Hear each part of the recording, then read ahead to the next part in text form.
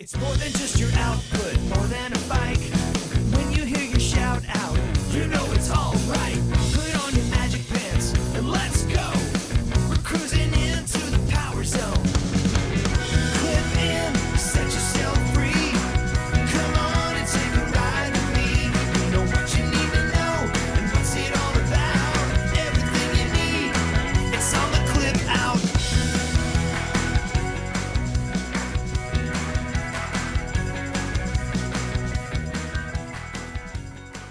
Welcome to the Clip Out Podcast, episode 336. This is Crystal O'Keefe. And this is Tom O'Keefe. I haven't hit the timer yet. Oh, no. Oh, no. Okay. Now Timer I can is start. running. So, hi. Hi. We have had Oh, it's been a storm, guys. an insane week. Like, not Peloton related Not at all. No. And it's some of you know about our son's college journey, and the wheels have come off through no fault through no fault of Brian's whatsoever. None. He's been doing great. He has. Unfortunately, the college, not Not so so much. And So- they made some major mistakes this week. And Yeah. Mm, oh, yes. This might be more of a Patreon conversation. yes. But yeah, like it's gotten weird and ugly. And There's any Connecticut lawyers out there. we'd love to have a quick chat. Yeah. So It got real ugly. real ugly. So anyway, if we sound less than focused, Yeah. that's why. Although today is better than today. I mean, yesterday. Yes. Maybe not, since I can't talk. Hey, it's not your fart. It's gonna be one of those. It's gonna be Buckle one of- up. Gonna be one of those. So anywho, I guess we should start by saying, I guess we've already started by saying, but let's second by saying that we did the book club last night. And Yes. thank you to everyone who showed up. Yeah. It was even more people than last time. So Yeah. it's great to see growth. The author joined us. Well, the author joined us last time too. Yes. But Sarah convened. But we already had a pre-existing relationship with David Miller. Yes. So not to take him for granted, No. but we've already know and have interacted with him. So we weren't like shocked when he agreed to participate. We were a little shocked when Sarah agreed. right. Not we gonna were lie. just like, hey, total stranger. Want to hear what random strangers think about your book? Turns out she did. Turns out she did. Luckily, they liked it. Yeah. Yeah. So, but it was a great conversation. Yes. And we got so many behind the scenes we story. did. Like it was so great. And for those of you who missed it and you're like, oh dang, I meant to go last night. Don't worry. You're a Patreon member for free. Yeah. You can just go over there. I put the entire recording up today. It's like an hour and a half. And it was just a delightful conversation. We got so many inside stories, so much insight to the characters and what she was thinking, Mhm. how long it took her to write the book, what books are coming up next for her. It was just a delightful conversation. Yes, Just absolutely. delightful. So, and that's just one of the many facets of Patreon clip out stuff. And that part, like you mentioned, is free. So it doesn't cost you a dime. We don't need your credit card number where you're going to accidentally get billed. Nope. Oops. We don't do that. We don't do that. Well, Patreon might. I don't know, but I don't think they do. That's but fair. we don't control ultimately what Patreon does. But and also if you're interested, just a reminder, we've changed the structure for Patreon membership. Now it's $5. You get all the bonus content. You get ad-free episodes. If we get it early, you get it early. All the things that come with Patreon membership is now just $5. So if $10 a month sounded like a big commitment, $5 is almost half of that. Well, and we do, our intention is to keep this episode shorter. Yes. And we're trying to reach more people who might be more casual Peloton Mhm. members while still providing content for those of us who love to know every single Every single Peloton thing. nugget. Yeah. So anyway, what, pray tell, do you have in store for people this week? Well, while we're on the book club thing, I just wanted to say we also chose 2 new books last night. Oh, that's right. That's right. We chose one for December, and that is going to be Evie Drake Starts Over. And then for January, we are going to be reading Book Lovers. Okay. Yes. And then we have part 2 of our interview with David Kipper. That's right. The interview was so long, we decided to break it up in 2 chunks. Since we've been talking about how these need to be shorter, we held ourselves accountable and we broke it in 2. Yes. So on that note, we're going to talk about, we have like a little bit of a deep dive into the Lululemon Mirror / Peloton partnership. We also are going to talk about Peloton addressing size inclusivity concerns. There's lots of other updates coming from Peloton. We have a few instructor updates. And then we also have the artist series and a bunch of content updates. And then, Tom, do you want to tell them what is in the bonus episode that they might be interested in? Well, and I was checking my sent email because I forgot to send it to myself. Oh. And because I did this promotion that through work that utilizes a Chrome extension. Yeah. It looks like I sent like 400 emails Oh, that I had to go through those. Yes. Whoopsies. So in the Patreon episode this week, we're going to talk about how Peloton is facing apparel delays. And Matt Wilpers had a nice reveal about longer Power Zone rides for people who are into that. And it seems like a lot of them are. We also have several classes that we are going to be doing reviews on. We're going to talk about those and some other fun content that Peloton is putting out. Absolutely. So that's just all the extra stuff that you'll find over there. And I guess before we get to all of that, shameless plugs, don't forget we're available on Apple Podcasts, Spotify, Google, iHeart, TuneIn, wherever you find a podcast, you can find us. While you're there, be sure and follow us so you never miss an episode. Maybe leave us a review. That's super helpful for us and helpful for the people who come along after you. You can also find us on Facebook at facebook.com/theclipout.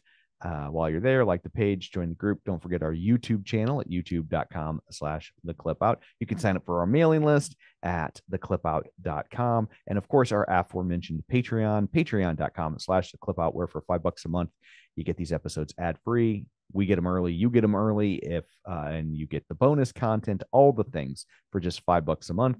And if you love the show, but you just don't want to commit to that, the easiest thing you can do to help out, if you would be so inclined, is share an episode in your social media feed. That goes a long way towards letting other people know that we exist. Yes. So there's all that. Let's dig in, shall we? We shall.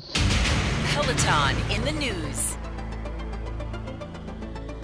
Peloton and Lululemon have collaborated on apparel lines, and a lot of people were very excited, but there were some people who were not so much excited. Well, it's not even that they weren't excited about the collaboration. Because they were excited about the collaboration, but they felt left out. They did feel left out.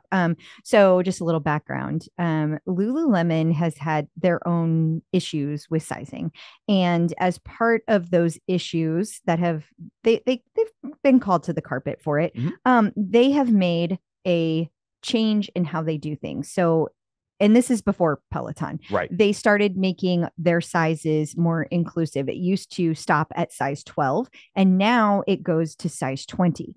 I will say that a lot of people have told me, I've heard this from many people, that Lululemon stuff is not typically found in stores above size 12. You typically have to buy it online. Gotcha. Not saying always, but typically. Okay. Yeah. So, as you also know, Peloton has, they've been really trying to add to their line of sizes, and they've been doing that steadily over the last couple of years. And they had it up to, last I heard, well, I just talked to Jen Cotter the other day, and she verified that it's up to, for women, 3XL or size 24. And for men, it's more like double XL is where they go to. So when the partnership with Lululemon and Peloton came together, people expected to see, all the way up to size 20 on all the lines. And it was not. Most of the items stopped at size 12. There were a couple that came in at size 14, but nothing above that. And so the first drop that occurred, that was a big deal. And then I think everybody just kind of thought, well, maybe the next one, Right. And then the next one dropped and it didn't have it either. So that led to me reaching out to Peloton and just saying like, hey, can we get some insight as to what's causing this? I could guess all day, but like real facts would be super helpful. Sure. So Jen Cotter was nice enough to sit down with me and an exclusive conversation. Yes. Okay. Yes. And she explained to me that, what came first was the Mirror and Peloton deal, where Peloton, like, that was the majority of the conversation. That's the crux of the partnership. That's the meat and potatoes of it all. And then through that, they were like, let's start selling these clothes again together. Right. And that was like, oh yeah, we should do that. Everybody thought that was a great idea because members have asked for another Lululemon collection. So Peloton felt like that would be a great solution. However, Lululemon, I don't know exactly how they allocate things, but it is clear that they only make a certain amount of clothing in certain sizes, and those sizes were not available for Peloton to buy right away. And so since everybody wanted to get the collaboration going, they went ahead and did that, but they were not able to get the extended clothing sizes in the first couple. So the good news is that going forward, we're going to see more and more. So I hear tell that there is going to be another drop, like real soon. And there will be size 18s. There will be size 20s in there on several different styles. And we will get we will know that as soon as it drops, but that's in the coming weeks. Like, I don't mean like tomorrow, I mean in the coming weeks. And when that occurs, we're going to see more of it. It's not going to be all the way across the board though. And to see every single style that Lululemon already makes, we're going to have to wait till sometime next year for it to be every style. So it's like a ramp up as they get more and more pieces in. They're working them into the drops. Exactly. Yeah. And there's still a lot of people that felt like, well, then they shouldn't have done the partnership. And I say this, like, I don't even know how you make that decision. Like, everybody is on Peloton to make more money and do more things. And like, this partnership with Lululemon and Peloton, with Peloton doing the actual content for Mirror, is going to, whatever the terms of that partnership, during the earnings call, they said it was going to make $10 million in this second quarter of the fiscal year. Well, how do you turn that down while we wait for some sizes to come in? Yeah. Like, that would be foolish. That would be leaving a lot of money on the table, and potentially Lululemon could have went somewhere else. So I don't think that would have been smart, especially for a business decision. When your short-term or medium-term plan, once the products are physically available, is to incorporate it. So it was never intended to never do it. It was just, the stuff doesn't exist yet, and we're ordering it, but you can't just snap your fingers and have it and bewitch it into existence. Clothing takes a long time to order. So to get the kind of quantities that Peloton needed for the people that order, they're going to have to wait a little bit on the extended sizes. And so, I don't think, I'm just reading between the lines. No one said this part to me, but it seems to me that Lululemon has not been making like tons and tons of those extended sizes because for whatever reason, they're not selling them in the same quantities. So I think that they did not have them readily available, but they will, which is cool. Yeah. So that's good. That's, now I need height inclusivity. I know, right? If only like, there's so many things that people have, to that point, Tom, not only height, but like, think about what we talked to the Runway of Dreams folks about. For sure.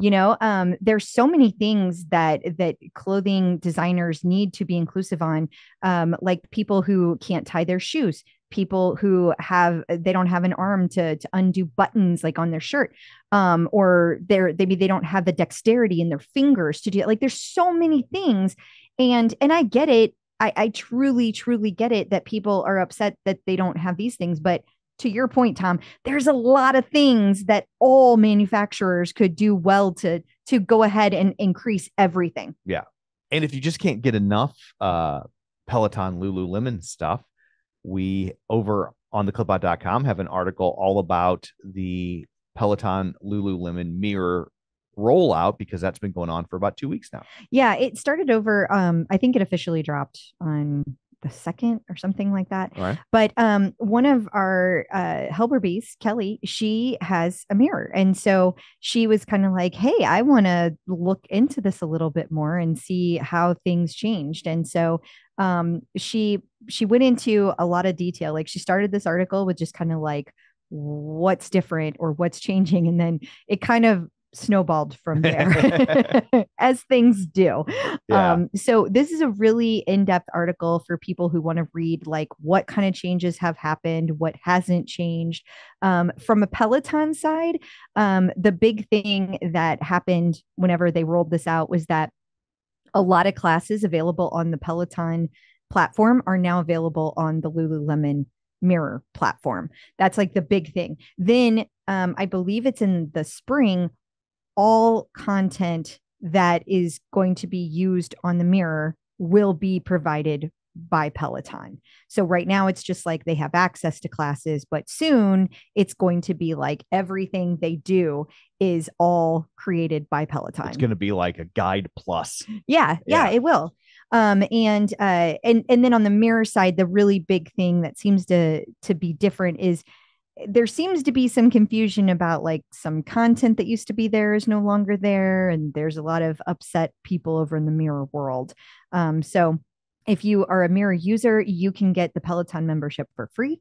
And it's just kind of part of things now. So that's pretty cool because you get both worlds for one low membership. This is what we always hoped would happen with Tonal.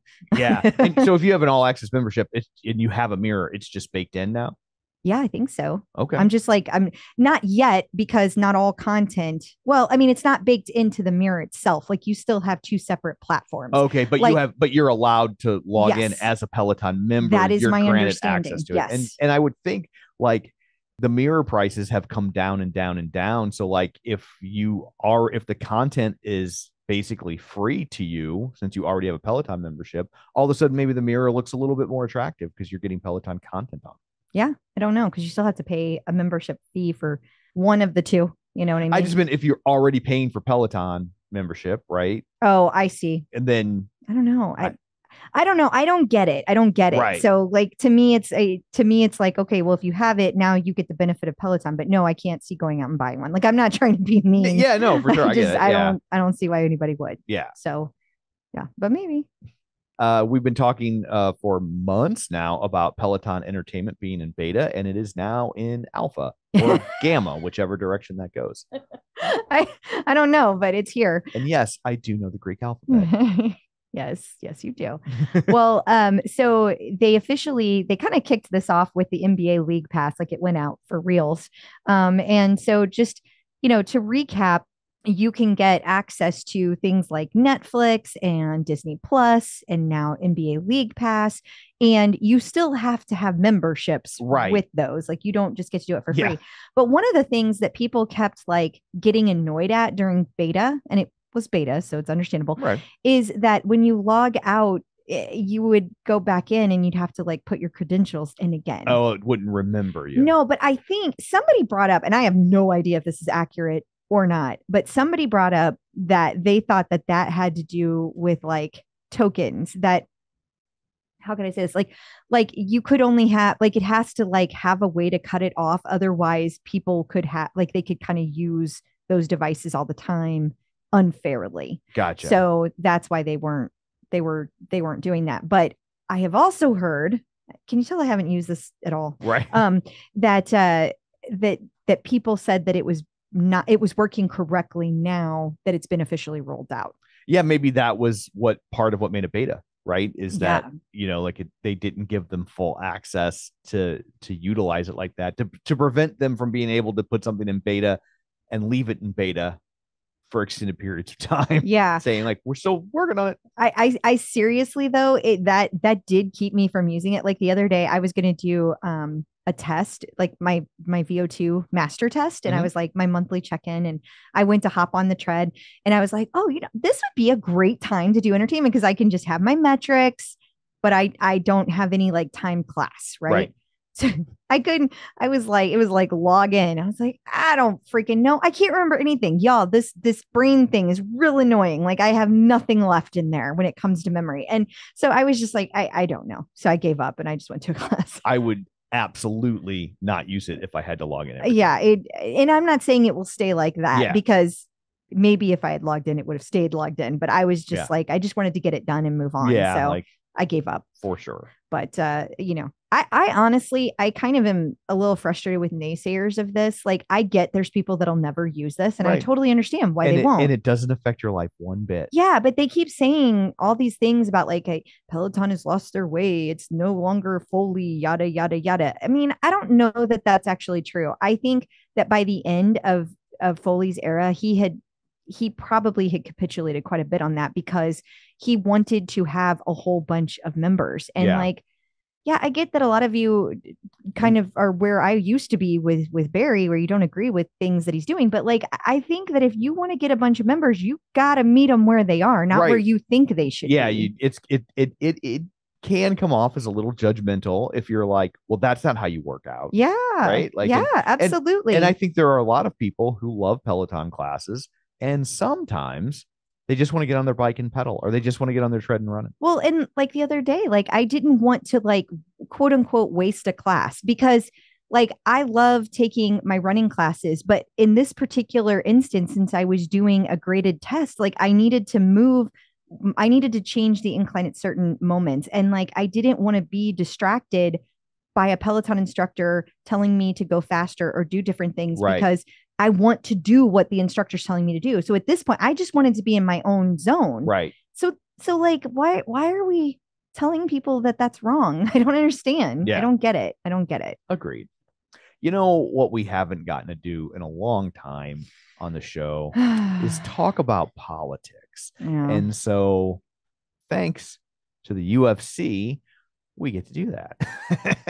So I guess the president of the UFC was taking a dump on Peloton this week because he said that they pulled their podcast ads over an interview he did with Robert F. Kennedy Jr.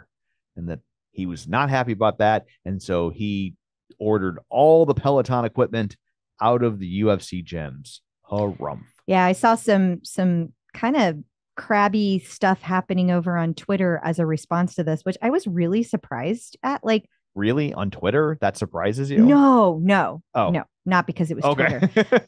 I just don't know why anyone cares about any of this. Like we are going to have so much hatred coming up in the next election. Do we have to start already? Well, so I use Twitter sometimes to try and look for guests. And so I'll do a search on Peloton and just scroll through people talking about Peloton.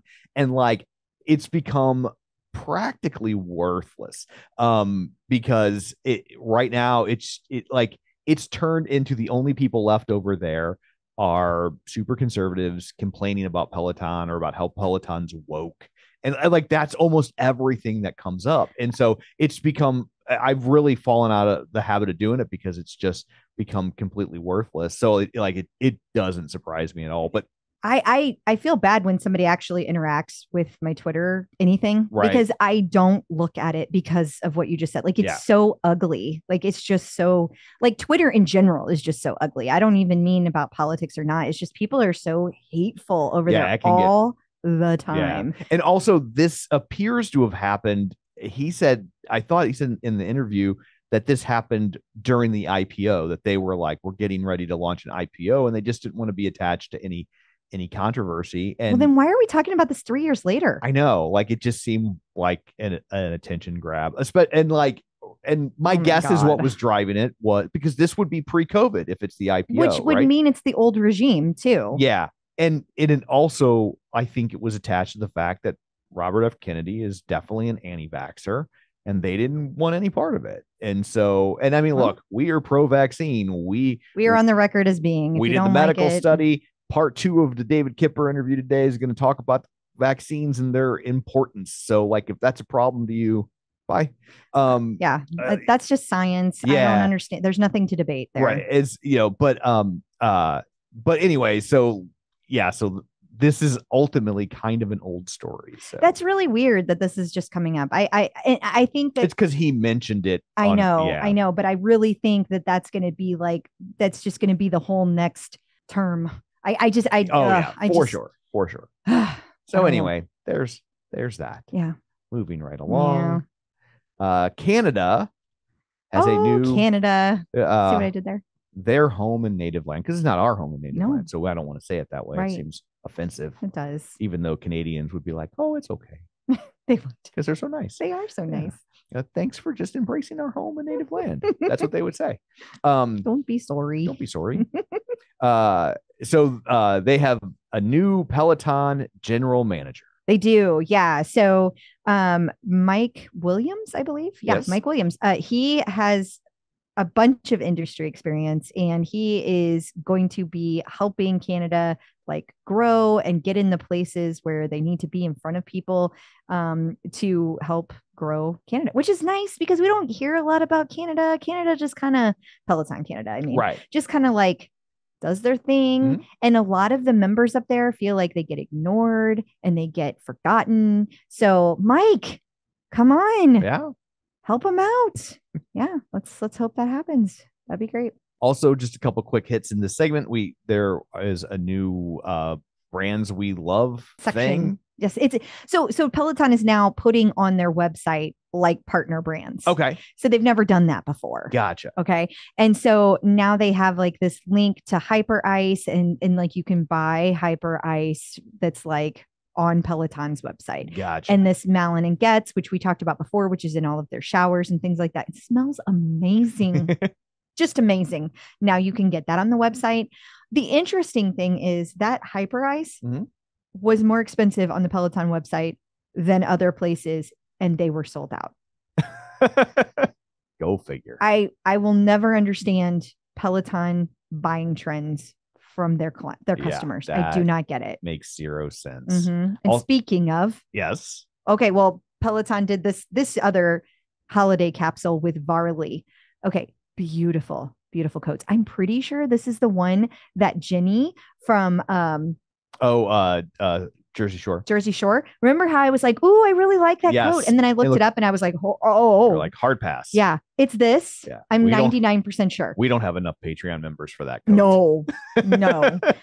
But this code, it's beautiful. $500. Oof. And if you buy it in Canada, $660. By the Well, way, it's colder in Canada, so it has to work harder. but the crazy thing is, sold out Wow. in a day. Well, can't argue with success unless You they only have cannot. like 2 of them. No, I don't think so. What 'Cause- size did it go to? I didn't look. Mhm. Tell me that. What's the height restriction? Yes. And coming up after this, we are going to talk about instructors in the news. We're going to tell you which one is embarking on a career as a voice actor. So stick around. Instructors in the news. Rebecca Kennedy announced this week that she is going to be a voice actor, She did. voiceover actor. Yes, voiceover actor. Yes. Apparently she's been working on this for like over a year, and she just decided to like go for it, put it out there. Awesome. I think that's really cool. Yeah. I gotta say, I know I've said this before, but I'm just gonna say it again. I'm so jealous of these Peloton instructors. They have so many things open to them Yeah. that like the average person doesn't, just because of their job. And it's not just Peloton instructors. Yeah. It's every person. It happens in a lot of different industries. for sure. Totally. Yeah. But because we read this stuff all day, I'm jealous. Yeah. Yeah. But I'm also very happy for her. She's super sweet, and I think she'd be amazing at it. So I think that's really cool and fun.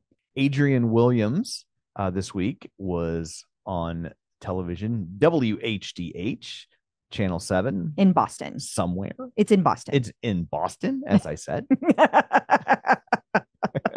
And to promote brain aneurysm awareness. Yeah, he has the Brain Aneurysm Awareness Foundation. He has actually partnered with them, and he Mhm. is raising money for them. And so he was on the news kind of, talking about why it's important and all the things you can do.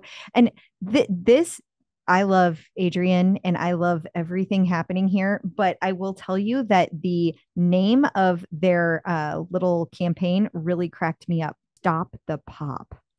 Oh. I was like, that's dark. Yeah, I know. I was gonna do. I was like, that sounds like That sounds like something I'd come up with. I know. I was like, they went with that. Yeah. That was what they landed on. Yeah. I was just surprised. But yeah, they're talking in this news, as you can see, they're talking about being able to recognize the symptoms of an aneurysm and how to Apparently save one lives. of them is a pop, but I have a feeling at that point it might be too late. You know, I worked with a guy. I remember his name was Jim, and I worked with him for years. And one day his wife had an aneurysm, and her symptoms were a splitting headache like you've never experienced, like the worst headache in your life.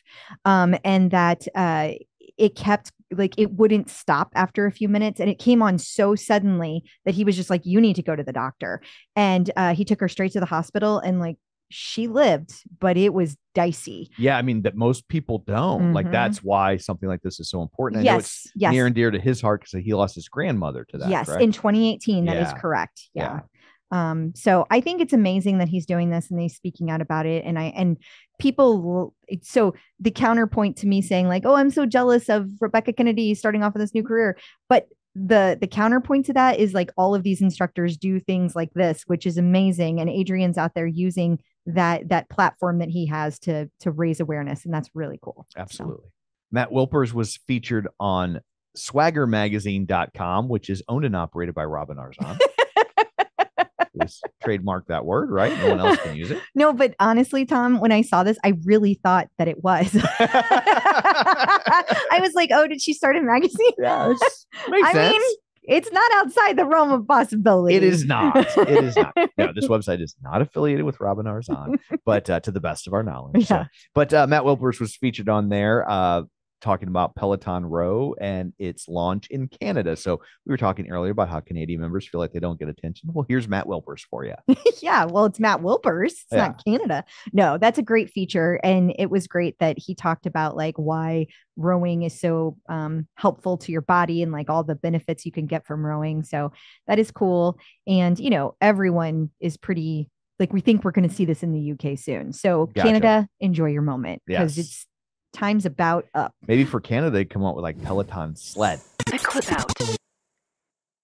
Joining us today via the magic of the Zoom tube from MetPro, it's Angelo here to answer all of your fitness and nutrition questions. Hello, Angelo. Hi. Hey, guys. Thanks for having me back. Well, we are appreciative you're here. You know, it is the time of year for a lot of parties and things like that. So one of the questions that I saw come in is from Peggy Pearson, and she talks about how to avoid the sugar craze, cookies, cakes, and pies that come in at holiday time. She loves sweets and definitely falls off the wagon in December. Do you have any thoughts about that? I do, Peggy. So this is probably one of the most common questions we get, especially, you know, the end of the year when there's a lot of social events and a lot of junk food around. So I have a story and I have basically a strategy. So let's start with an acknowledgement. The goodies, the cookies, the cake, the candy taste good. And so you are always going to crave them because they taste good. The determining factor in our success at establishing, you know, the willpower to stay on our course and indulge just when we want to, not when we don't want to. There's a difference there. Really comes down to how solid the rest of your nutritional routine is. Because when you have food that you naturally crave and it tastes good, here is usually the deciding factor. If you're confronted with it while you're hungry, it's going to be a losing equation, or while you have low blood sugar. Now, if you have gone out of your way, just like we do with any of our clients, the first thing we do is we establish a scheduled routine for eating. We're going to have a scheduled breakfast. We're going to have scheduled lunch and snacks. There's, of course, can be variety within that, but at least some sort of cadence of regular fueling. That's to eliminate the cravings associated with uneven blood sugar. So, Peggy, if you can get into a good routine of having a balanced, complete meal, breakfast, lunch, couple simple snacks, you're going to find that when those sugary treats are around, you'll have much better odds of being able to resist the temptation if you're not going into it hungry. Now, here's the story I'd like to tell. I had a client who around this time of year got into no, it wasn't this time of year. It was a different time of year where they put out the kind of like the Pepto-Bismol flavored hearts. Yeah. And like the grossest candy known to man. And so she said to me, she said, Angelo, they had the candy dish and they had those hearts out. And I got into them and I blew it this week. I was eating them all week. And I'm like, now listen to me. If you're going to indulge in something, I support that. But indulge in something you like. Don't indulge in it's Tuesday, the candy dish is out, it's not that special. Let it be something special. If you have an occasion, if you have a social event, you have family over and you want to have a special dessert or treat, enjoy yourself. One meal is never the problem. It's the little small indiscretions in between that add up to a big problem. So I would encourage you, don't think of it in terms of I can never indulge. Think of it in terms of Monday through Friday, I have my routine. During the work week, I have my routine.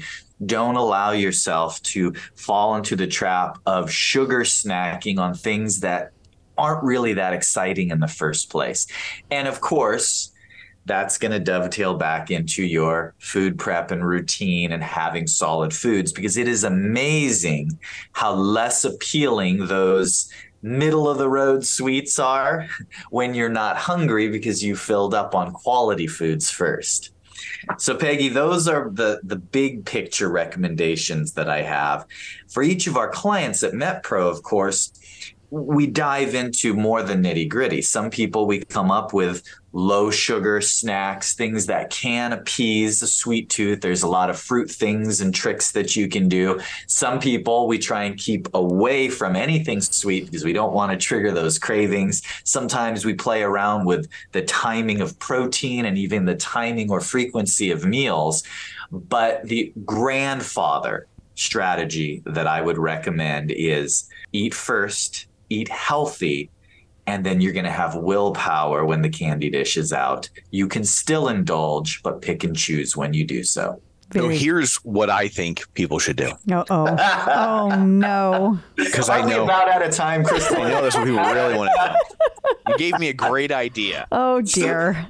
So you were talking about like gross candy. So they have candy that's gross. That's like prank candy, like jelly beans that you know, the booger flavored jelly beans. Right. So what you do is you get yourself, like say you like the jelly beans, you get yourself a big bowl of jelly beans, and then you get 10 or 15 of the ones that taste like rat puke, right? And you sprinkle them in there and you stir it up real good. And then you're only going to go to that bowl when you really want a jelly bean, because there's a chance you're gonna get one that tastes like rat puke. So like you're not just gonna sit there and graze all day, because it's like Russian roulette but with a jelly bean. So you're only gonna do it when you really, really want a jelly bean. So deep thoughts with Tom. Yes. Yeah. You were welcome. So if for some reason people don't think my advice is good and they would like your advice tailored to their own specific situation, where can they find you and your acolytes? They can visit with us at metpro.co/TCO. And coming up after this, we're going to talk about the latest artist series and give you the TCO Top 5, so stick around. Peloton artist collaborations. So the latest artist series features none other than Blink 182. Yes. I am so stoked about this one. So before you get on the bike, you take off your pants and jacket.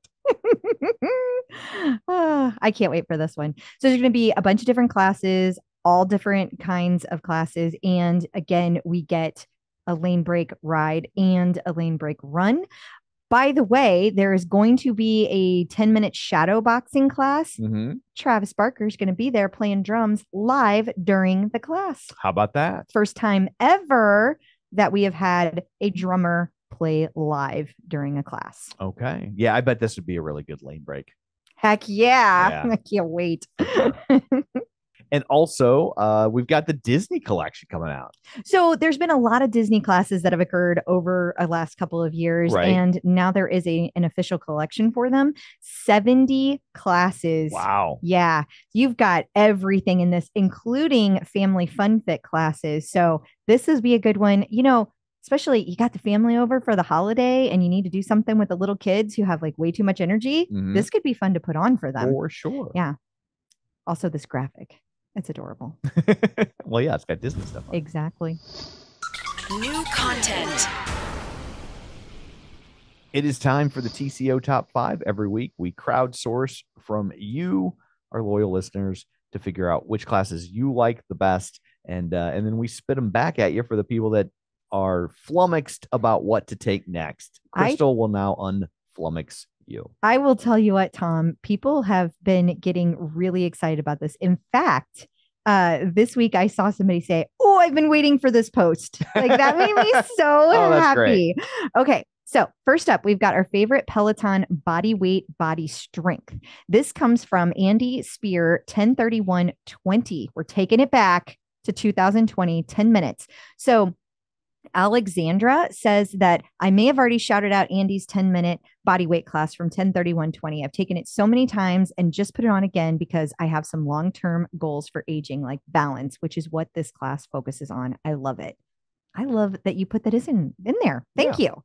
Then we have the favorite Peloton run. This is the 30-minute East London scenic run with Jermaine Johnson. Cindy Stewart says that this is her favorite class this week.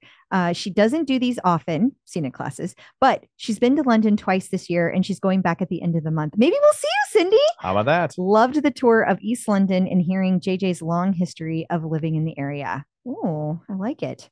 Next, we have favorite Peloton total body strength.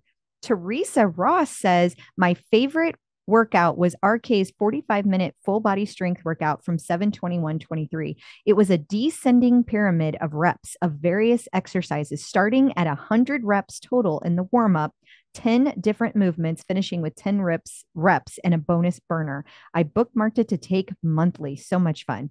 Whew, Teresa, I think you just like punishment. Well, you know, it's interesting you say that because the article goes on to say that they reached out to Teresa to ask, should this be unstackable? Oh, and she said no. Yeah. She said she said she did it after a 45-minute run and then finished it up with 10 minutes of core and a 10-minute stretch. It was a long workout day. It was really empowering. Holy cow, Teresa is a badass. Yeah. So either it's not unstackable or she's just like humble bragging. Yeah.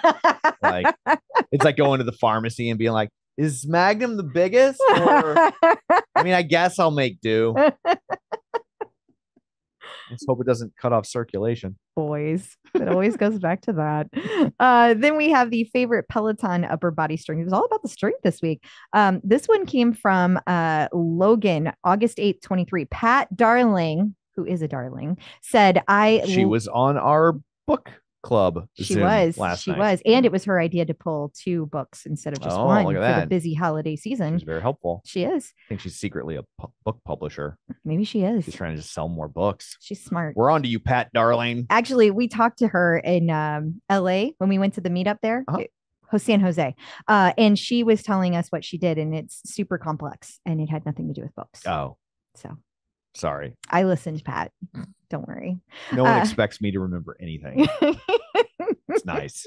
That is nice. It is. Yeah. No expectations, real. It's great. Well, anyway, Pat said that she loved Logan's 20-minute upper body strength class from Tuesday, 8/8. She was in no mood to do strength. She's so glad she chose this class because the playlist totally got her into it. Between Logan's energy and the rock and hip hop playlist, she got energized. Smart. I love it.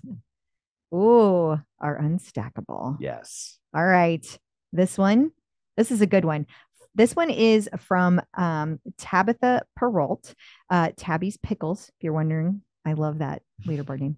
Okay. So she says you have to do Benny Adami's Tabata class from May. I think he should call them Tabatis. Tabatis. I think Benny he should. Adami's Tabatis. He should. He should. We should reach out. He'd probably respond. Tabitha says, do you love Tabatas? Me neither. But this class was so much fun. I'd been sleeping on Benny Adami. Sleeping on. Careful, Tom. Just to be clear. It was Benny's birthday, and you're celebrating with him by doing 50. Yes, I said 50 Tabatas. You will sing 3 words max of every song in this diva-filled playlist because you won't have enough breath for the entire line. In the words of Benny, you will survive this. It will just be super painful. Do you think the Disney collection has Hakuna Tapatas? Well, if they don't, they should. They should. They absolutely should. Trademark the clip out. Yep. We own it now. We own it now. Don't get any ideas. Wonderful. So the turkey burn is almost upon us, and helper B Jen did kind of a retrospective, a walk down memory lane, if you will, and you will, at turkey burns of the past. Yeah. So she covered the charities. She covered when they started. She covered that Robin has done one every year. Yeah. She hit the highlights of the pandemic.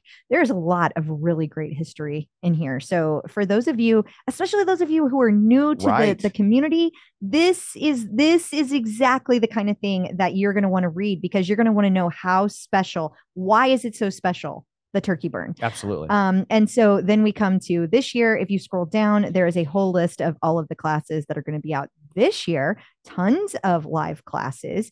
There's going to, and on the Thursday, Tom, this is going to be the first Thursday since I've owned a Peloton. On Thanksgiving, we're home. Really? Yes. How about that? Yes. I remember sleeping during one of the turkey Yes, burns. you did. I have participated, but always like on an iPad. Right. I've never been able to participate at home on my own equipment ever. How exciting. Okay, for me it is. Yes. But anyway, it all starts off 8 a.m. Eastern. There's going to be a 20-minute row with Matt Wilpers. Alex Toussaint hops on and does a run at 9 a.m. Robin picks up and does a signature 45-minute ride at 10 a.m. Eastern. Dennis wraps up the morning with a 30-minute yoga flow at 11 a.m. So basically, I will just be doing this all day. And I also just saw an article the other day in the Washington Post that says if you exercise, it actually reduces hunger. So if you're worried about overeating on Thanksgiving, this can actually help you organically just not be as hungry, so you don't feel like you're making as much of a sacrifice if you're concerned about that sort of stuff. I think that's a great point. And I also just want to point out that even though I talked about the live classes, there's also meditations that are going to be there dropping that day or the day before. And then there's also stretch classes the morning of November 3rd. And then it looks like those are going to be live stretches, which that's new, y'all. Yeah. And then there's also going to be a 2-for-1 outdoor turkey trot with Maddie Magiacomo and Olivia Amato. This is the 2-for-1 you've been waiting for. Those two are freaking hilarious. And then a 30-minute family fit class with Jess Sims and a special guest. It's a turkey. I thought it might just be the drummer guy from Blink-182. Oh, maybe it's Santa. It'll be like the Macy's parade. Maybe. They end the turkey burn with an appearance from Santa, and that's how you know you've kicked off the holiday seasons. I would be down for that. Yeah. Callie Gullickson has debuted the Soundtrack Strength Club. Yeah. So long story short, each class is all around one movie soundtrack. The very first one was The Princess Diaries, and she's going to change it up every single week. I love this idea. She needs to do the soundtrack to the Monkeys film Head. Sure. I bet that's on her list. I have no doubt. Yeah. I can only imagine the wonderful workout you can get to the Porpoise song. I think her first season is only 6 episodes, so it may not have made it into the first season. But it's probably the season premiere for season 2. Absolutely. Is my guess. Let's hope he forgets by then. If they did that, people would be like, come on, you've got to do a Peloton workout now. They would. If they did a whole class to the soundtrack of Head, I would cave. Oh my God. I'm emailing Peloton right now. It's never going to happen. That's why I'm saying it. I know. That's why I'm saying it.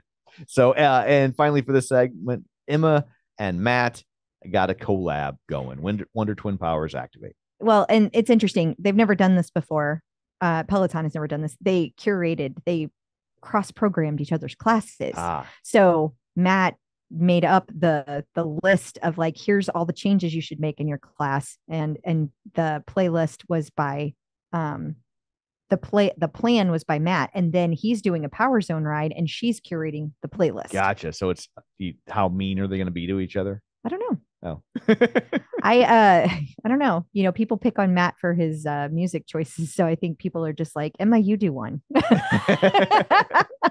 It's gonna be great. I hope she picks really bad music. That would be hilarious. If it's just, I just hope the whole class is just Matthew Wilder's "Break My Stride" over and over and over again. That's what I hope. That would be good. Peloton birthdays. We only got one birthday this week. It's from Bradley Rose, who celebrates his birthday on November 22nd. Happy birthday, Bradley Rose. Happy birthday. Coming up after this, we're going to give you part 2 of our interview with David Kipper. We're going to continue our brain talk and also talk about vaccines and whatnot, because we know people love whatnot. So stick around. Checking in with the Peloton community. I'm also curious, when you talk about like making really specific plans for people, how to fit in the exercise based on your examples of using Peloton. That makes sense to me, and how you would motivate people. When it comes to eating better, I'm really curious how you put together plans for people, because again, I think of somebody like myself where it's like, if I'm going to I want the chocolate, if it's in the house, I'm going to eat it. How do you motivate people to eat better when they are those people that'll just jump on it? So again, you look at what drives people to eating and drives people to all these behaviors. So you have a serotonin, you have a shield that's serotonin deficient. They tend to eat to soothe bad feelings. They soothe their anxiety by eating. The dopamine person eats to stimulate. They eat in order to get alert, to get awake, to get some kind of sugar intake.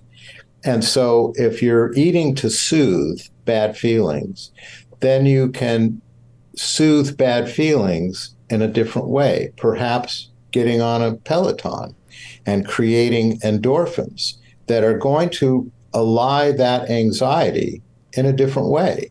So this is how you do this. We talked about durability. For durability, you have to create long-term programs. It isn't just giving them 3 things to do. You build it up so that you can keep them interested, especially on the dopamine side. They're going to get bored. So you have to build the reward system gradually over time. So at the beginning, they get little rewards, and then they get bigger and bigger. For the eating behavior for a dopamine person, they're going to eat to stimulate. And where this becomes problematic is that, so they can gain weight just as the shield can gain weight. But for these people, you have to replace that behavior to stimulate them. Why don't you, instead of going for a pizza, why don't you go get on the Peloton and stimulate yourself in that way?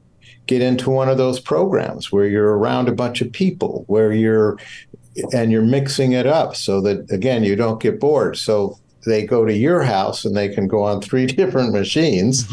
And so they have that variety. So that's really how that works. And you take those predictable behaviors and you build in some alternatives for them.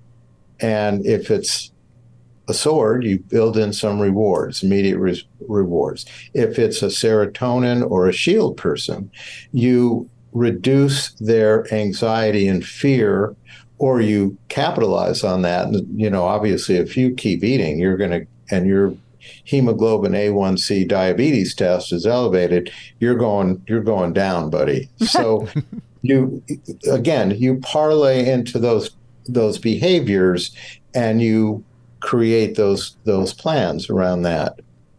New slogan: you're going to die if you don't buy a Peloton. That's right. We'll have to run that by marketing. See what they think, Tom. So we were both fairly evenly split on these. Is there any takeaway that somebody that's evenly split can do? Is it wrong that I'm disappointed? I know. Were you hoping? I was hoping that I'd be really lopsided and there'd be a solution for me. It actually indicates that your relationship is probably pretty solid and that you complement each other. But you will have, if you're even on the dopamine serotonin behaviors, then you look at the specific behavior.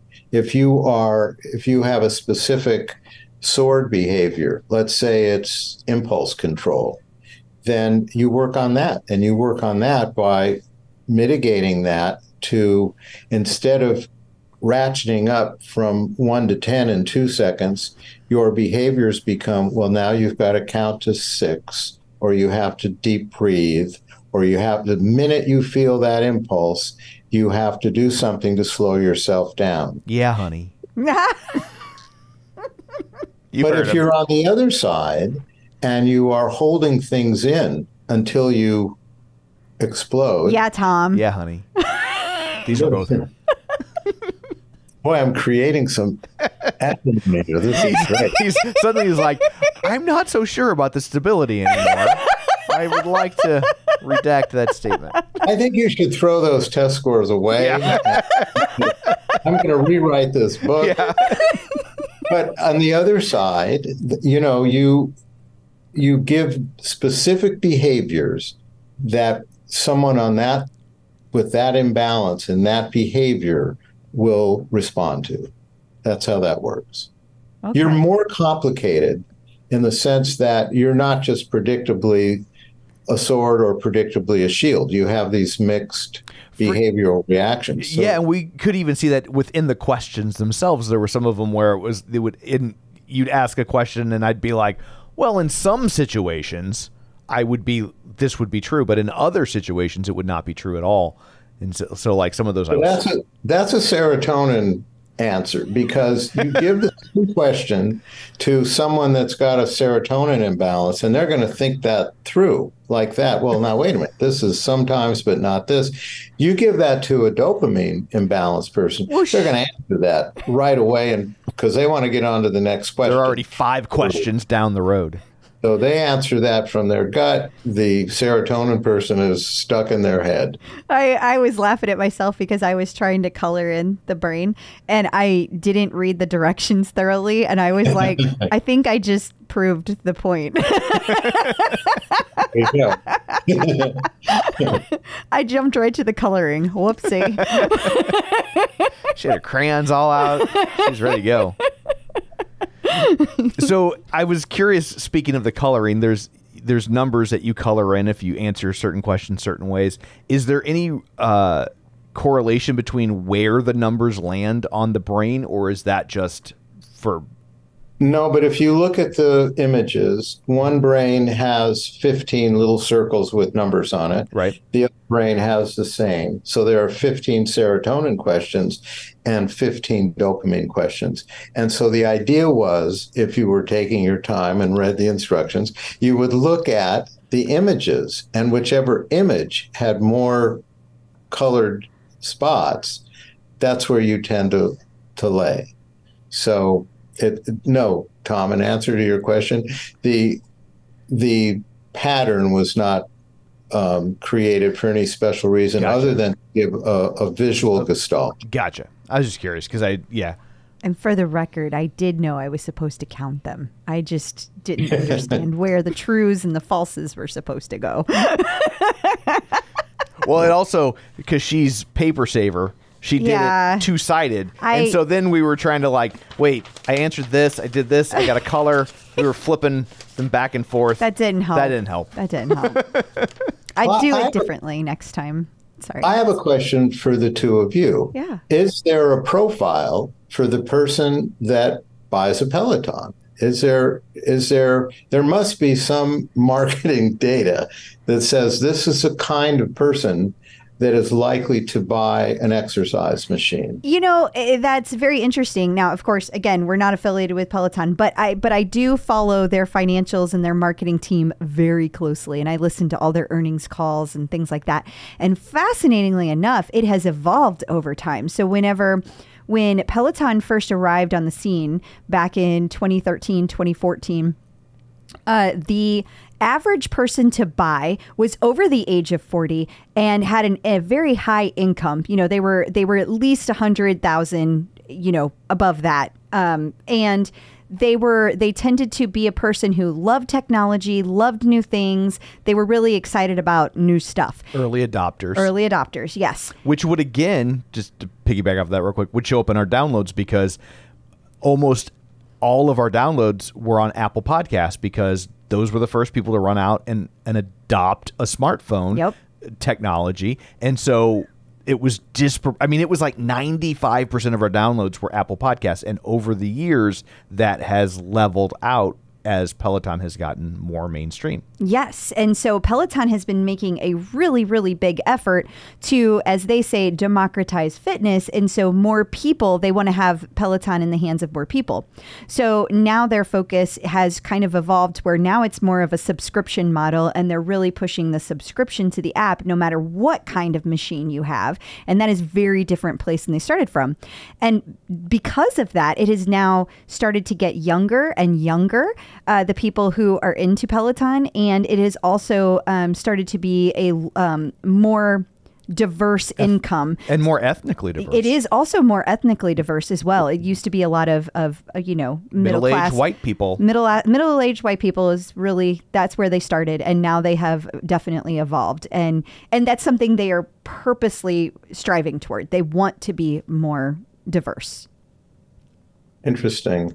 There's an economic barrier to getting into the Peloton to start with, right? Mm-hmm. So has that come down? Have those prices come down over the last years? Here's an interesting anecdote from the early days of Peloton. They originally discovered that when they upped the price of the bike, they sold more of them. Yes. Because originally the product was more aspirational. And so when they had the price point too low, people were skeptical of it and weren't sure if it was worth it. And when they raised the price, they actually ended up selling more of them. Now, once the brand was established, that wasn't as much of a psychological deciding factor. And so the prices of the equipment have come down, except for Tread Plus. Yeah. And yeah. But so like they brought that price down, and now they really push the app. And so, you know, there's a lot of different entry points from a financial standpoint. And you can rent the bike, you can lease the bike. So they've tried to, and they're going to add other equipment to that eventually too, that you can rent and they lease. have refurbished bikes. There's lots of bikes on the secondary. So like there's a lot of different ways to acquire equipment now that there weren't originally. But from more a psychological profile standpoint, I've always found this interesting. We also have another podcast all about tonal, which is kind of like Peloton, but for strength training. And like we have never had a problem getting guests for the Clip Out. Ever. Like even when we were brand new and we hadn't even recorded an episode, we would ask people and they'd be like, sure, sounds fun. Yeah. I'm in. And for tonal, it is like pulling teeth to get people to agree to be on the show. There's even though we put out 50, 60 episodes and we've got this other show that's just like it, but about Peloton that they can look at. They're just like, I don't know. I'll think about it. Yeah. Whereas, and I mean, and it's not even, it's like a different personality, which goes to, you know, strength training. You're not getting those endorphins. I swear it has something to do with that. It's fascinating. So to your point about that, people who really focus on the strength training and they're not as into the cardio, I also don't think that they like to be as I don't think they like to talk in front of people. I think they've got they're not into that. Whereas Peloton people might be a little flashier. Yeah. Did you see any big changes in the pandemic? What I saw, this is the reason I'm asking, is that people were exercising far less. And so to get people to exercise, and I was very busy during the pandemic. In fact, years of my life, we had no information and there was misinformation and everybody was scared and everyone was afraid of everyone else. It was a terrible time. But I found that people, in order to sort of allay that angst, they weren't exercising. They weren't doing things that could have actually mitigated that. Did you find anything during the pandemic as far as how many people went for these machines and how active that was? Like 1 billion. I think our data set is skewed. Yeah, it is very skewed because we see so much Peloton activity, but like because Peloton could be delivered to your home and you could ride at home and still get a good workout. So like Peloton was on the rise before the pandemic. Like it was popular, people loved it, but it was still very much like It's kind of niche. it was niche. And as Tom, he always compares it to concerts because he books concerts for a living, and he always compares it to like they were still like at a club play, right? Well, they were, I would say, a theater play. They were okay. They had moved to a theater. Yeah. But like when the pandemic hit, overnight they were in a stadium. Yeah, like overnight. They went from arenas to stadiums like almost Like that. instantly. And yeah, it was crazy. It was just crazy. Everybody had a Peloton. It was insane. Wow. Good. Definitely. yeah. I mean, they couldn't keep them in stock. It was months to get one. Like, so that's why I was like, I think our viewpoint is slightly skewed because we were immersed in the world of Peloton where people were clamoring for them. And I mean, you could sell a Peloton on the secondary market at that point for more than you paid for it. People were so desperate to get one. Wow. Yeah. Yes. Wow. Yeah. I actually sold mine to a nurse who couldn't go work out. She was a nurse and she couldn't go to any gyms because she had to be really careful. And I had bought a Bike Plus in the middle of the pandemic. So I sold my bike and I didn't sell it for much more than I bought it for. But I mean, at that point, it was like a 4 to 5 year old bike and she bought for what I paid for it. I mean, I lost zero money on that deal and she was happy to pay it and happy to come get it. It's crazy. It was a crazy time. I hope we never repeat that. Me too. Yeah. I can't even imagine what you went through. I can't even imagine. It was terrifying. So It was terrifying for the doctors because we were as deficient in information as everyone. and how weird must that have felt when you're so used to being the person who has all the answers? Right. I'll tell you where it really got weird was when I got it and I got COVID. Oh. And knowing what I didn't know was really weird because if I were to get something, I pretty much have a sense of where that was going and how to deal with it. But getting something where people were dying and people were in hospitals and on respirators, that brought out the 4-year-old in me. So, yeah, it's interesting. So I guess you got it fairly early in. I got it pretty early in. I didn't go as far as drinking bleach, but I certainly didn't have a problem with trying any of these other things that were being thrown out there. Yeah. Well, because early on Nobody knew. We didn't have answers, right? Like, and I'm much more blasé about it now than I was in 2020. But we took it very serious. Which living in Missouri, we were the two. And but now I'm like, okay, but now, we've got vaccines and they have treatments and like there are things out there to help you that weren't there at the beginning. Right. So, I'm like I said, a little, I don't want to say flippant, but I'm much more, I don't know.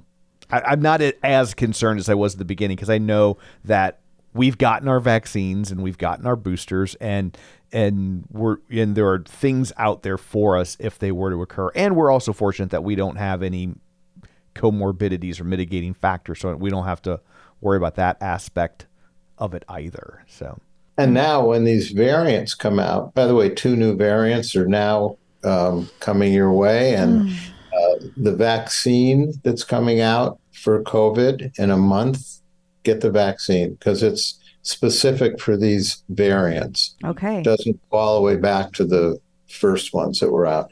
But yeah, I think if you're vaccinated, not to put in a plug for vaccines, you do much better.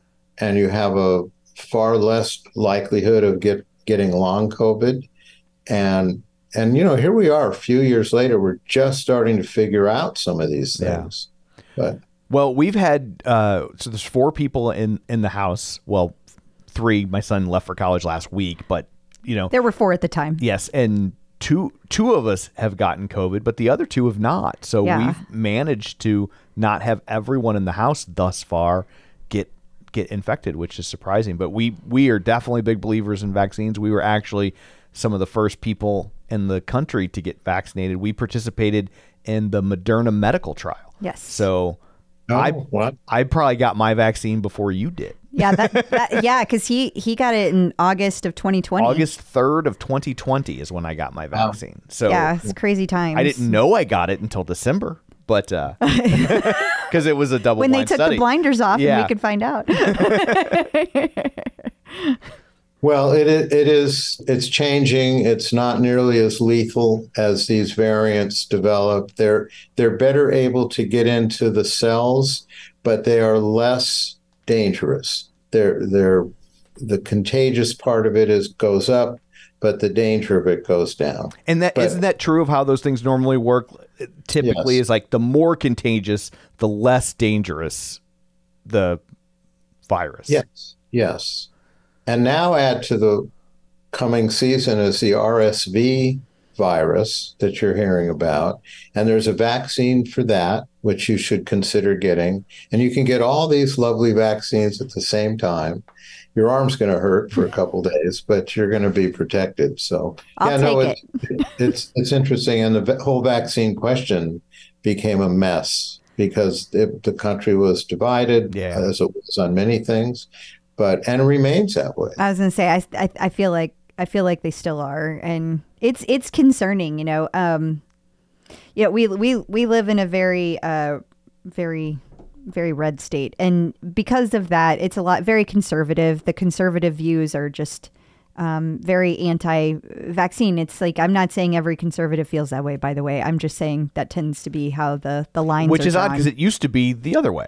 It did, and it's fascinating because my family is super conservative. Like, I grew up in a very conservative home, and I just thought it was super fascinating. Even your hair is red. Yeah, see. I thought it was fascinating because as conservative as my family is, they were like the first ones to line up and get a vaccine as soon as they could. And I just found that fascinating because we can't talk about anything politically at all because it gets very charged very quickly. But that we agreed on, and I was grateful because to me, that's probably a good reason they're still alive. Like, agreed. So it's crazy. Good. So, I don't know if we should direct this back to Peloton. We probably should. So, you told us before we started talking that you love to bounce around in the world of Peloton, so you really don't have a preferred instructor. But my guess is you would have a very cogent answer for our next kind of typical question, which is, do you have any advice for people just getting a Peloton, whether it's a bike or a tread or a row? I would say don't be afraid of it. All the options out there are overwhelming. So spend a minute looking around and seeing what is interesting to you. The most important thing about exercise is doing something you enjoy. You can't tell people to go exercise. If I told Tom to go walk or jog, he's not going to do that. You have to do something that you enjoy doing. And so, again, given all this variety that you have with this machine, you look around. That would be my advice. You're going to find something in there that fits your need. I definitely agree with that advice. That is good advice. And people tried to tell me for years. Yeah, they did. I never did. Try new things. If you're uncomfortable trying new things, put yourself out there a little bit. Just step out of your comfort zone, because you're going to find something that you didn't know you could enjoy. Someone like me that needs new things and needs that kind of stimulation, it's perfect for me. I'm never going to run out of choices. But there are people that don't want to go out of their normal activity. So for those people, I say, roll the dice. You're going to find something. That's fascinating, too. And you'll form a new activity. Yes. Right? Yes, that's absolutely true. So I'm curious, real quick, when you talk about how the different serotonin and dopamine levels affect your interest in working out, have you ever seen someone with low levels in either way that you've given medication to and then they've taken up exercising, that you feel like, I know it's anecdotal, but that played a role? Yes. In fact, for a long time as an internist, my bag of tricks was more pharmaceutical than behavioral. And so people that I saw out of balance, and this is especially true in treating addictive disorders, for the first few months after you get somebody stabilized off of an addictive behavior, you do have to rebalance their neurochemistry. You do have to restore some serotonin. You do have to restore some dopamine. And they get comfortable because those cravings, because they were trying to fill that need, are filled by the pharmaceuticals that you give them. It's a trial and error process with the medications. Everybody reacts differently. Again, it's not generic. And it does take a certain skill and experience level to know how to do this. Then you add in the behavioral. You can't get people to accept behavioral change until they are rebalanced. So you put somebody into a 30-day program for addiction, and you take away the drugs, and people come out of there clean for 30 days. The minute their natural neurochemical imbalances come back and they become uncomfortable again in whatever way, they seek comfort in the same way that got them into that 30-day program. So the recidivism rate is over 90% in these programs because they're not combining the pharmacologic and behavioral. And also, Tom, to that point, you get somebody rebalanced and you treat them behavioral techniques, then you can start withdrawing the medications. People don't want to be on medicine for a long time. These medicines have a terrible connotative imprint. And then a lot of those people that will then, you'll get them off the medicines, they'll come back to you in a month and say, you know what, I felt so much better on those medicines. So I make the analogy of the brain is an organ, the pancreas is an organ. The brain makes neurotransmitters, the pancreas makes insulin. So each organ makes its own product. When the pancreas is not making insulin, you have diabetes. Nobody has any connotative look at a diabetic. Nobody says, oh, right. God, you're diabetic? You dirty bastard. Someone says, oh, God, are you anxious and annoying and stop the depression? There's a whole connotation to treating people neurochemically. And I get it. I understand that. I mean, when Prozac came out, you couldn't sell that drug to people. It was impossible. And if you did get someone to take it, they were not talking about right. it. And now it's practically in the water supply, like fluoride. I mean, it's like almost everybody's on Prozac or Zoloft or something. Like, I mean, and you'll understand this now when they talk about 40% resistance to these medicines. It's probably 40% are getting the serotonergic medicines, the Prozacs, the Zolofts. And the other side of the equation are people that need dopaminergics. They're different neurotransmitters. So that's where this becomes tricky. You have to know your audience. So if someone comes in and they're depressed, you don't just give them Prozac or something that's got serotonin. You have to know where their imbalance is to treat that. So it's more complicated, but it's actually less complicated. You just have to look at it in that perspective. Yeah, I've always thought it was interesting that kind of the only medically accepted cure, quote unquote, for addiction has been 12-step programs. But it's just like there's no other disease you would tackle that with. You know what I mean? Like, you know, especially since they essentially resolve around higher power, so people wouldn't say, "Oh, I have diabetes. Have you thought about praying about it?" Like, so, and I don't mean to take away from 12-step programs. There are people who it absolutely works for. Yes, but it's like anything. But it's not going to work for everybody. You'd think there'd be more than one tool in that toolbox. When I started treating this disorder, I went to UCLA for all of my training. And this was 100 years ago. We weren't taught about addiction. just wasn't something that they knew anything about. And where I practice, and I think it's true everywhere, I don't think it's just where I practice, but there's a tremendous amount of addiction. And so this was a medical illness that I knew nothing about, and I learned about it. And I'm glad I did, because it's everywhere. Well, my guess is when you went to medical school, it probably wasn't even perceived as a medical problem. It was a character flaw. It was a character flaw. And that goes back to 12-step, and that goes back to behavioral therapies. I did not believe in 12-step when I started treating this, because I saw it as a neurochemical issue. What I didn't understand, which I grew to understand, was that, yes, there's a neurochemical issue here, but people also need to make these behavioral changes. And 12-step was wonderful. I now recommend 12-step all the time, because, first of all, it gives people with addictive disorders a community that has very much in common. It's like you put somebody in a grief counseling thing. These people all have gone through the same horrible thing, and they have something in common. Well, the same works in 12-step. And so I really think it's important. You can't treat addiction just from a pharmacologic standpoint. For sure. You can't treat it just from a behavioral standpoint. You need both. Yeah, you would never tell anyone in grief counseling, well, I'm going to deprive you of an antidepressant if you're that upset for an extended period of time. You just have to power through on the grief counseling. Like you would use both of those items. Right. There's a really interesting thing that's just happened. I'm getting way off of Peloton, but a drug just came out a couple weeks ago for postpartum depression.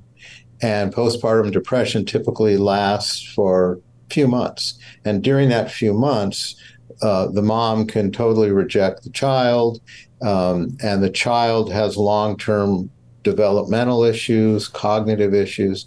And what we would give people for postpartum depression were things like Prozac. And those drugs, the serotonin drugs, take 2 months to start working. And by that time, the damage has been sort of done in that relationship. This new medicine starts working in 2 days. Wow. And it's brilliant. So this is where pharmacology can be your friend, and where you should at least open your eyes and your brain to this might being okay. But then, of course, behaviorally, you have to fill in the blanks. Yeah. You got to do your own part. You can't just expect the drugs to do all the heavy lifting. You got to bring something to the equation. Much like exercise. Yeah. Good segue. Brains of the outfit. See, I waited for it. Yes. I was going to end with a joke, not one of mine. Oh, okay. But it's one of my favorite jokes when you're talking about the brain is an organ and it produces chemicals and all that stuff, just like any other organ in the body. This is from one of my favorite comedians. I think this guy is like the best joke writer of the later half of the 20th century, Emo Phillips.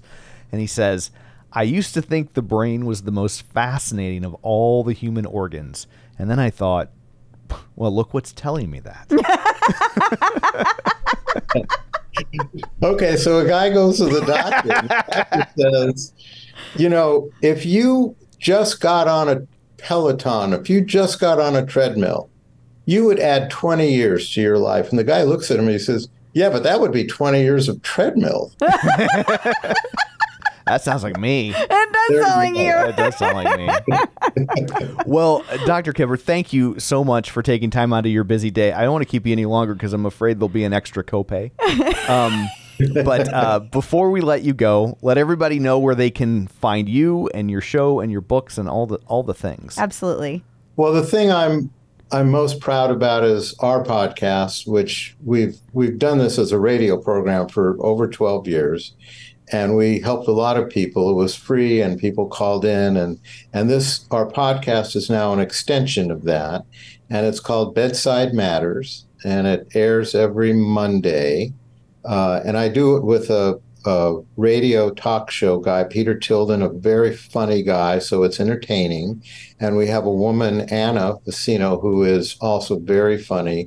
And what we just did. It's a conversation about specific issues. We don't talk all the time about Peloton. We talk a lot about it, but we don't talk all the time. So that's our thing. I would hope people would enjoy. And if you want to get into the weeds, if you're a shield and want to get into the weeds on the brain chemistry stuff, look up Override on Amazon. Okay. Awesome. Well, thank you so much for joining us. We greatly appreciate it. This has been an absolute delight. It has. Thank you so much. Likewise. I'm happy to endorse something that I really use myself. So I'm glad we're talking about something that I think is very valuable, and it's a great road to exercise and longevity and all the value that exercise brings. Thank you. Thank you. So I guess that brings this episode to a close. Until next week, where can people find you? People can find me on Facebook at facebook.com/CrystalDO'Keefe. They can find me on all the socials at ClipOutCrystal and the Peloton Leaderboard. And you can find me on Twitter at Roger Kubert or on Facebook at facebook.com/Tom O'Keefe. You can find the show online, facebook.com/TheClipOut. While you're there, like the page, join the group. And of course, don't forget our Patreon at patreon.com/TheClipOut, where for $5 a month, you get all sorts of bonus content. And you get ad-free episodes and all the things. And for some reason on YouTube, Crystal is showing you a bunny. You know it's Thanksgiving, not Easter, right? It was here. Well, it's been here for months. No, but I saw her playing with them. It's so cute. So anyway, that's it for this one. Thanks for tuning in. Until next time, keep pedaling. And running. And rowing. Bye. Clip in, set yourself free.